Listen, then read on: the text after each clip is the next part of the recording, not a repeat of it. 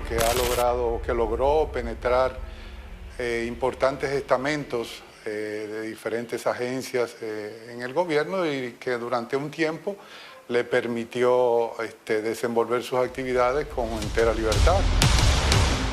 Hijo de Sixta Peralta, con 44 años, pasó de ser un cobrador de guagua a tener una fortuna incalculable. Yo soy millonario, no es mentira. Es de verdad. Yo no soy un rico de mentira. Tiene doble identidad. César Emilio Peralta con esta cédula y Eduardo Saldaña Rodríguez con esta otra cédula. Sus inicios en el mundo de las drogas no están confirmados, pero se cree que comenzó con el microtráfico. César, el abusador, era un peón. Cuando nosotros llegamos a la DNCD en el año 2009, por ponerte una fecha, César Emilio Peralta era un microtraficante probablemente, desconocido para nosotros. Con el paso de los años y a medida que sus jefes eran sometidos a la justicia, el denominado César el Abusador aprendió de estos reconocidos capos, como Rolando Florian Félix, Pascual Cordero Martínez, alias El Chino, Manuel Mesa Beltrés, alias El Gringo, y Quirino Ernesto Paulino Castillo, logrando ascender entre los rangos hasta ocupar el vacío dejado por ellos, creando una compleja estructura criminal que utilizaba para la compra de voluntades y actuar al margen de la ley y en impunidad. Yo te diría que cuando Toño Leña es apresado y es llevado para allá, ahí es que él alza vuelo. En el año 2007, César Peralta fue capturado y vinculado al fallecido narcotraficante Rolando Florian Félix por un cargamento de cocaína lanzado desde una avioneta en el cañaveral de Baté y Cuchilla, entre Higüey y La Romana. Para ese entonces contaba con varias fichas en la DNCD y la prensa señalaba que era un reconocido traficante. Sin embargo, el general Rolando Rosado Mateo, quien fuera director de la Dirección Nacional de Control de Drogas, entiende que no era tan importante dentro del narcotráfico para esa fecha. Cuando nosotros apresamos a estos narcotraficantes, se genera el vacío normal, natural, que va a ocasionar que otros narcotraficantes que vienen abajo con menos categoría entonces suban para suplir la demanda de droga, que es el gran motor, que es el gran oxígeno de este incendio que se llama el tráfico y consumo de drogas. Otro caso ocurrió en el 2008 y la prensa establece que fue apresado por la DNCD por formar parte de una organización que tenía nexos con los hermanos del convicto Rolando Florian Félix. En aquella ocasión en que las autoridades le incautaron 258 kilogramos de cocaína en Baní, el exfiscal de la provincia de Peravia, Víctor Cordero Jiménez, solicitó que fuera absuelto, alegando que se violaron los procedimientos para su apresamiento, mientras que su compañero de expediente, el ex militar José Martín de la Cruz Pérez, fue condenado a 30 años de cárcel. Esto pone en evidencia que este narcotraficante se desenvolvía con impunidad y contando con la seguridad del Estado. Es normal que eso ocurra en estos estados débiles, ya que esas actividades criminales generan fortunas fabulosas, pudieran hacer que el Estado y sus agencias no trabajen con la eficiencia que deben hacerlo. Con la captura del Chapo, los cárteles de las drogas están disputando la hegemonía que durante casi 20 años mantuvo el Chapo. El Caribe desempeña un papel clave cuando las autoridades son muy duras en el control de la frontera norteamericana. Los efectos de este control de la migración de ilegales hacia los Estados Unidos ha traído también una restricción muy importante en el flujo de drogas hacia ese país por la vía terrestre. La República Dominicana ha venido a adquirir la importancia que la frontera mexicana tenía antes con la norteamericana, situación que ha beneficiado a esta organización criminal. Hay una epidemia con características de pandemia con el tema de los opiáceos en Estados Unidos. El fentanilo, que es un sintético sustituto de la oxicodona, cuando no hay recursos suficientes, ha estado penetrando con mucha fuerza en el mercado de consumo de Estados Unidos. Se supone que hace unos 7 u 8 años es que logra el control de la mayoría de las ventas de drogas no teniendo un cártel en específico. El que le suple es el ideal, pero se entiende que el cártel del Golfo es su principal proveedor, ya que la mayoría de las drogas vienen de México por sus grandes laboratorios de fentanilo. El negocio era una fuente inagotable de dinero para comprar su libertad de acción. O sea, que él se dedicaba a traficar, ¿qué específicamente? De todo. ¿Qué es de todo? Cuando te digo de todo es cocaína y sobre todo, como te estaba diciendo, la oxicodona, que es un opiáceo natural, pero el fentanilo, que en México se había convertido en el gran dolor de cabeza de la DEA y ellos no se explicaban por dónde le estaba llegando tanto fentanilo a ellos y ellos estaban controlando la parte de la frontera entre Estados Unidos y México, República Dominicana.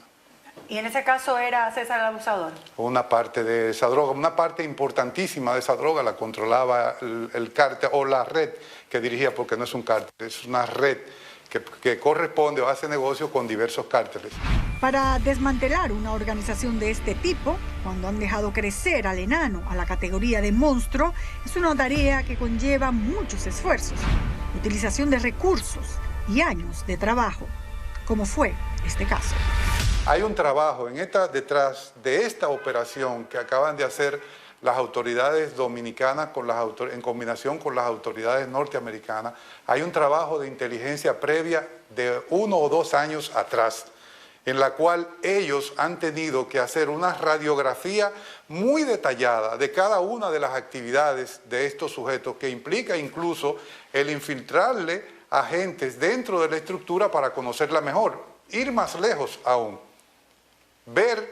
dejar pasar cargamentos para ver cuáles son las instancias que en toda la estructura de lucha contra el narcotráfico están maleadas.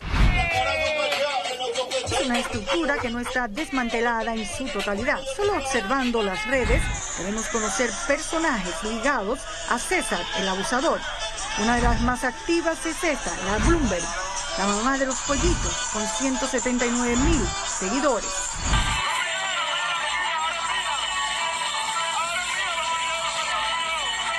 También como otros hombres.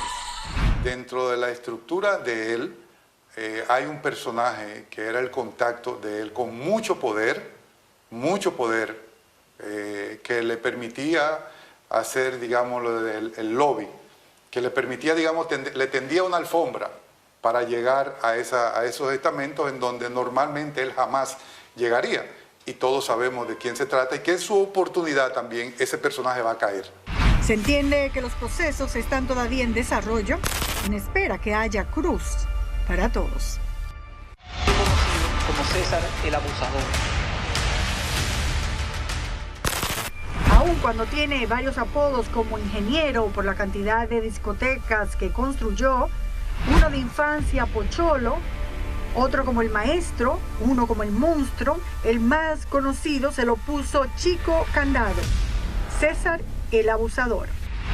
Hay diferentes versiones.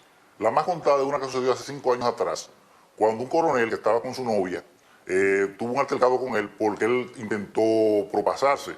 El coronel intentó defenderla, pero él le dio una bofetada y tuvo que tomarse tranquilo porque 20 hombres armados lo rodearon y él tuvo que ceder. No pareciera nada del otro mundo cuando se sabe que ha sido objeto de varios escándalos más perturbadores y su organización tiene un rosario de muertos. Se le atribuye el haber herido de bala al venezolano Federico Alberto Granado Zambrano en un incidente registrado en la plaza comercial de la calle Roberto Pastoriza en Sanchenaco, y el haberle causado heridas de bala a Alexander Ureña Martínez en un hecho violento ocurrido en el interior de una discoteca del sector Evaristo Morales de la ciudad capital. Este último es quien figura como dueño o administrador de Bárbara Records, una de las empresas señaladas por el Departamento de Tesoro de los Estados Unidos de estar ligada a la organización criminal de César Peralta. En septiembre del 2014, César Emilio Peralta participó en un tiroteo que parecía de película en la discoteca Dubai, en la ciudad de Santiago, en la que resultaron heridos el nacional haitiano Luis Pierre y los dominicanos Andrés de Jesús Mateo y Carlos Jaques Mata. Pocas semanas después, César el Abusador también protagonizó un incidente en Cigarro Café del Hotel Barcelolina de la capital, debido a una discusión que se armó por desavenencias entre él y el diputado Gorimoya, donde le propinó 6 disparos a uno de sus amigos, Manuel Enrique Ovalles Tapia, el cual resultó herido de un balazo en la pierna. En respuesta, un hermano del herido disparó contra César Peralta, pero este salió ileso del enfrentamiento. Una fuente de Entero Crédito informó que la víctima no se querelló contra Peralta y había llegado a un acuerdo económico por la suma de $20,000, alegando quién se va a querellar contra el capo del gobierno. Es un entramado complejo en donde personas llegan a ser figuras, llegan a ostentar situaciones, a tener vínculos sociales insospechados.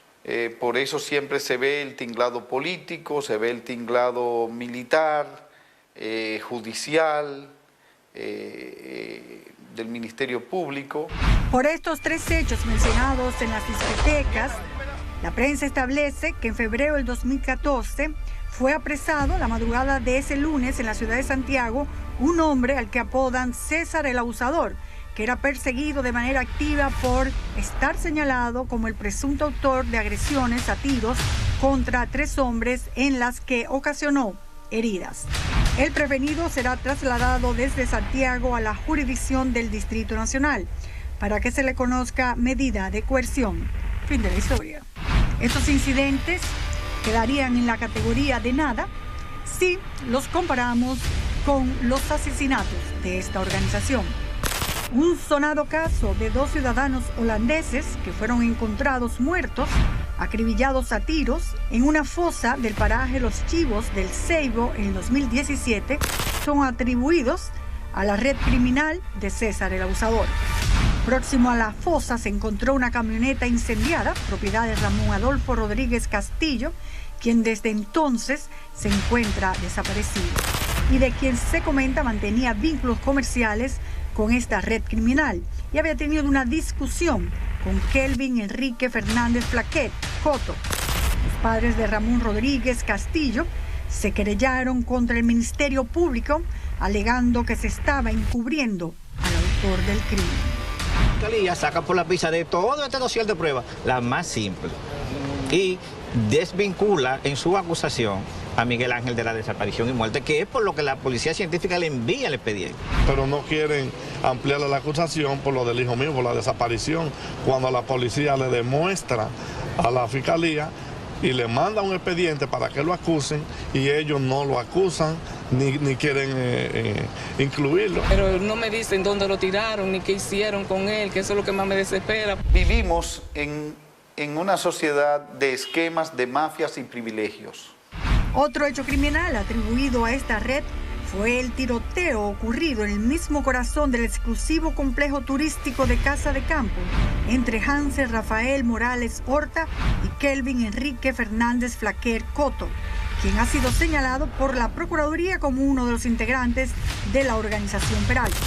Ya estas 2 personas en aquel momento tenían registros por tráfico de drogas, lavado de activos y por secuestro. Una larga lista de hechos violentos, crímenes, detenciones, y nos preguntamos cómo era posible que un reconocido delincuente siguiera operando con tanta impunidad.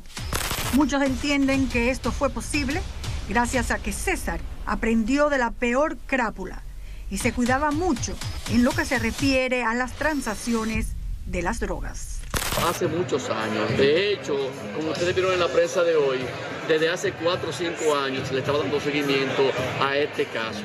Ahora bien, a partir del año pasado, como es natural, el gobierno norteamericano a través de sus agencias de inteligencia, tal es el caso de la DEA, FBI, tomaron interés en el mismo y se unieron a las investigaciones junto con la Procuraduría y la DNCD. Dentro de un momento, la posición de Estados Unidos en este caso.